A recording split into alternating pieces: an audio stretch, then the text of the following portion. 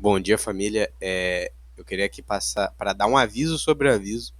Esse vídeo não foi editado porque eu tô com um tempo muito curto quando esse feriado. Eu não tô em casa, né, novamente.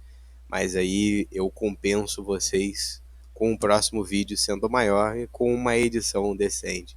Peço desculpas aí pela imagem estática, mas boa teoria e eu recomendo que vocês assistam o vídeo de fundo enquanto fazem mais alguma coisa. Um pequeno aviso antes da fanfic começar. A partir de agora, elementos e personagens originais criados por mim no mundo de Akame ga Kill se tornarão muito presentes. Caso tenha alguma dúvida, é recomendável que assista às primeiras partes. Bom, deixem aquele gostei e se inscrevam para fortalecer, e vamos para a teoria. Estava na parte da tarde, se aproximando da noite, e a base da Night Raid estava muito agitada naquele horário. Leone havia contado tudo o que aconteceu. Além disso, pela destruição que Tatsumi e Okoro causaram na capital, o reforço de guardas aumentou muito em toda a capital. O ataque foi categorizado como um ataque terrorista feito pelo exército revolucionário. No momento, os membros da Night Raid estavam em uma reunião, menos Tatsumi, que ainda se recuperava dos ferimentos da luta contra Okoro. Pelo que aconteceu ontem na capital, nossas missões vão se tornar mais restritas por enquanto. Somente pessoas que não têm cartazes de procurados poderão fazer missões na capital, por enquanto, até os ânimos se acalmarem. Chefe, ainda não sabemos ao certo o que aconteceu. Leone então entrou na conversa. Aquele cara com quem o Tatsumi estava lutando era esquisito e todo feioso. Nem sei se aquilo era humano. Algumas conversas paralelas começavam a acontecer ali, e Najenda estava bem pensativa. Aos poucos, a reunião foi terminando. Akame, Najenda e Leone foram para a cozinha. Bulat foi para o campo de treinamento. E Lubok e Mini foram para os quartos. Akame, o que você vai fazer hoje de almoço? Akame até iria responder, mas a atenção das três foi chamada para o fogão a lenha grande que tinha ali na base. Tatsumi estava já de pé, ainda enfaixado, segurando um martelo, usando o fogão como uma forja improvisada. Tatsumi! Um grito veio das costas do rapaz. Era Leone, que saltava e o abraçava com força, fazendo Tatsumi arregalar os olhos e ser derrubado no chão logo em seguida, com Leone por cima dele.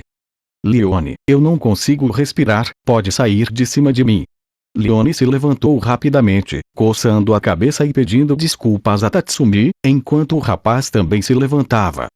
Tatsumi, você já se recuperou dos ferimentos? Ferimentos? Quando eu acordei, estava completamente bem. Eu agradeço, vocês me deixaram novo em folha. Tanto Leone, Akame e Najenda estavam surpresas, pois ontem à noite Tatsumi tinha diversos cortes profundos por todo o corpo, principalmente no peito. Mas não só isso. O corpo em si de Tatsumi parecia estar com mais volume muscular. Leone, então, sem perceber suas ações, colocava a mão sobre o peito de Tatsumi, tendo uma prova mais concreta de que o corpo do rapaz parecia mais rígido. Leone? Tatsumi perguntou, levantando uma sobrancelha, enquanto a mulher se corava inteira pelo ocorrido. Najenda e Akame estavam olhando para Leone de modo suspeito, enquanto a loira estava envergonhada pela situação. No momento, eu estou usando minhas habilidades de forja para conseguir forjar uma espada nova. Aquele seis olhos maldito quebrou uma delas, e a outra ficou para trás em meio àquele caos. Tudo bem, Tatsumi, leve o tempo que precisar, mas antes de tudo, quando você terminar aí, eu peço que nos conte o que realmente aconteceu ontem. Najenda virou o rosto para Akame. Manda ver. O Tatsumi precisa comer bastante para repor as energias. Akame não precisou de outro comando. Usando os peixes que ela tinha pescado mais cedo e mais algumas outras carnes, ela preparou um verdadeiro banquete. Tatsumi terminou o trabalho. Era uma espada grande. Deveria dar para o gasto até ele conseguir armas melhores. Então todos se sentaram na mesa para escutar o que Tatsumi teria a dizer. Bulat, Mini, Shell e Lubok também estavam lá. Por onde eu começo? Bem, assim que eu derrotei o General Ogro, um cara usando roupas orientais apareceu. Ele tinha uma katana e 6 olhos. Com toda certeza, ele não era humano.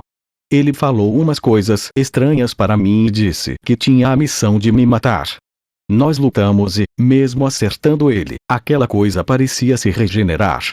Acabei perdendo minha consciência por um tempo, e quando me dei conta, Leone havia aparecido e me salvado. Foi tudo muito rápido e confuso, mas eu lembro dele ter dito que eu tinha algo a ver com o Imperador ou algo assim. Peraí. Será que o Tatsumi faz parte da família real do Império? Isso mudaria tudo.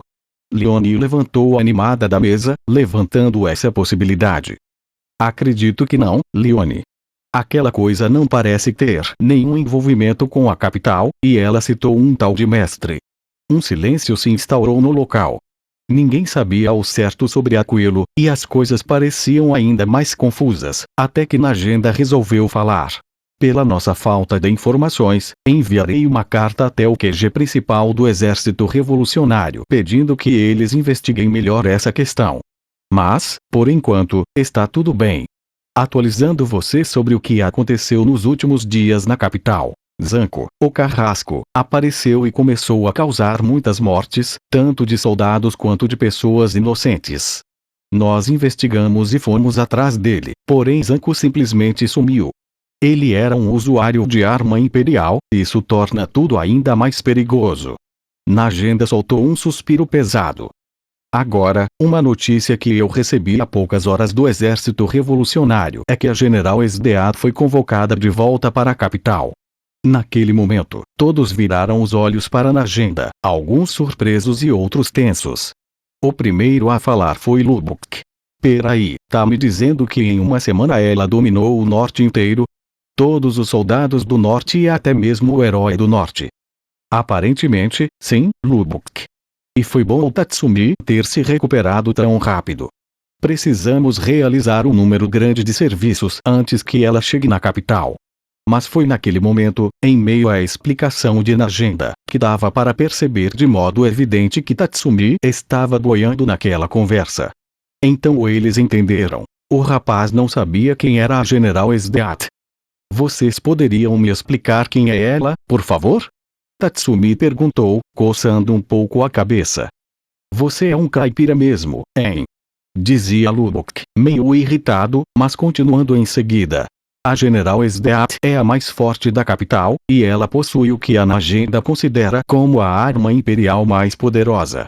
Entendeu agora o porquê de a gente estar tão tenso com a notícia de que ela está voltando para a capital? Tatsumi colocou a mão no queixo. Sim, eu entendi. Najenda se levantou da mesa após terminar de comer. Quando acabarem, me encontrem na nossa sala de reuniões. Precisamos nos organizar. Najenda saiu dali, e não demorou muito para que todos estivessem reunidos.